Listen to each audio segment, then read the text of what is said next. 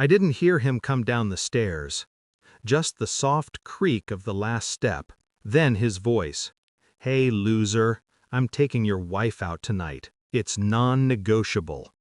He said it like he was borrowing my car keys. Casual, entitled, warm beer breath rolling across my kitchen. He opened my fridge like he owned it, took a bottle, twisted the cap with a grin that wasn't his grin. It was something borrowed from a man who thought he couldn't lose. My body moved before my mind did. One clean strike. Just a blur of red, bone, and surprise. His teeth landed in my hand like loose change. And then, bang, a sharp, violent crack from the bedroom upstairs. My wife burst out, shaking, barefoot, breathless, eyes wide, like she'd seen something she could never unsee. For a moment, all three of us froze. But inside my skull, something cold clicked into place. This wasn't random. This wasn't impulsive. This was the day the mask slipped, and I finally saw everything. I didn't yell, I didn't ask questions, I just watched them. Her trembling hands, his bloody mouth, the space between them, heavy, loaded, guilty. I knew, the way predators know when the forest goes quiet. But suspicion isn't proof, and proof is what buries people.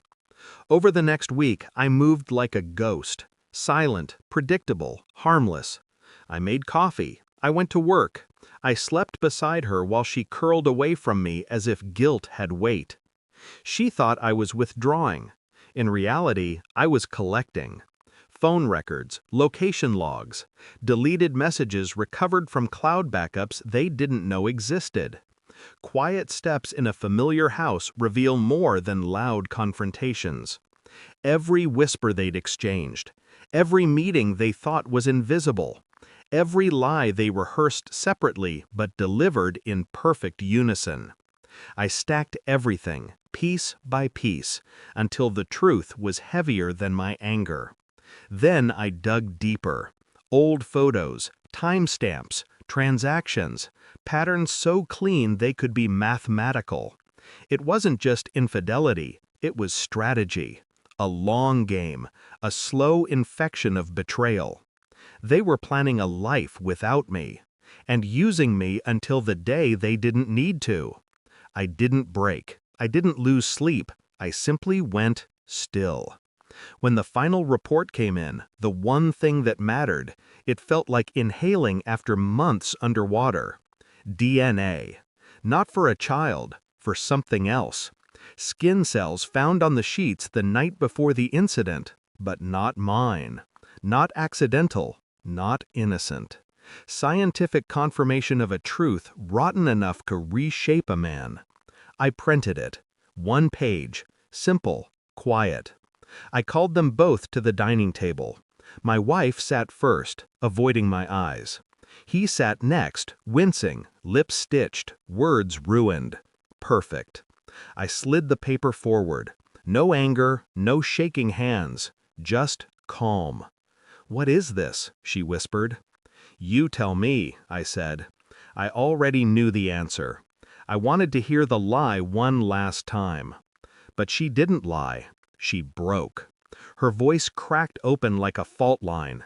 Truth leaked out in pieces. Fear, guilt, secrets, rehearsed excuses collapsing into raw confession. He reached for her hand. She pulled away. Good. Pain should find its right owner. I didn't raise my voice, didn't threaten, didn't accuse. Silence does more damage than shouting ever could.